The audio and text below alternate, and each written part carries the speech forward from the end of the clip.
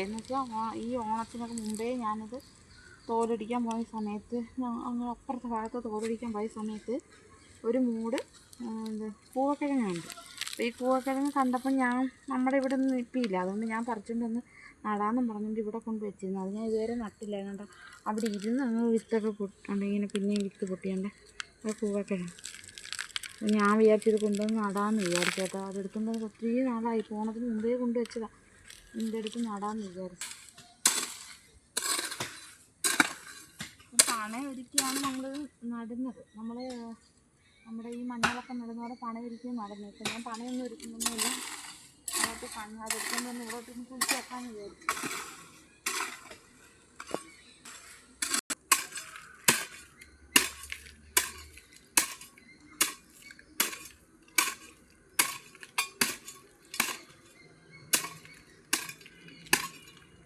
കേട്ടോ നമ്മളിപ്പോൾ വലിയ കട്ടിത്തറ പോലെ തോന്നിക്കുന്നത് കേട്ടോ.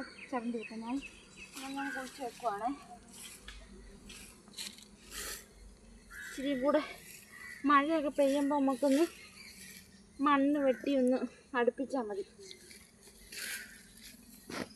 ഇത് എവിടെ കിടന്നാലും കിളിച്ചോളും, ചുമ്മാ തറയെ കൊണ്ടുവച്ചാലും പിടിച്ചോളേ.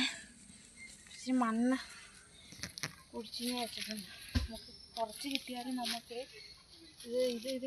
ഇത് നമ്മൾ വിളഞ്ഞ് കഴിയുമ്പോൾ ഇതിൻ്റെ ഇലയെല്ലാം കരിഞ്ഞു വന്ന് നമുക്ക് എടുത്തിട്ട് നമുക്ക് ചെത്തി ചവച്ചൊക്കെ എടുത്ത് അതിൻ്റെ നീരൊക്കെ എടുക്കുക. അതൊക്കെ അമ്മ പറഞ്ഞു തരും. അന്നേരം നമുക്ക് അതുപോലൊക്കെ ചെയ്യാം. അപ്പോൾ ഒരു മൂട് കിട്ടിയപ്പോൾ ഞാൻ കൊണ്ടുവന്ന് ഇവിടെ നട്ടു. പിന്നെ ഞാൻ നട്ട എൻ്റെ ചീവക്കാല മൊത്തം തന്നെ നല്ല രീതിയിൽ പിടിച്ചിട്ടുണ്ട് കേട്ടോ. നല്ല രീതിയിൽ കിളിച്ചിട്ടുണ്ട്. ഇങ്ങനെ നമുക്ക് ഒടിച്ച് കുത്തിയാൽ മാത്രം മതി. ചാനൽ ഇഷ്ടപ്പെടുകയാണെങ്കിൽ സബ്സ്ക്രൈബ് ചെയ്യണം കേട്ടോ. ടാറ്റാ.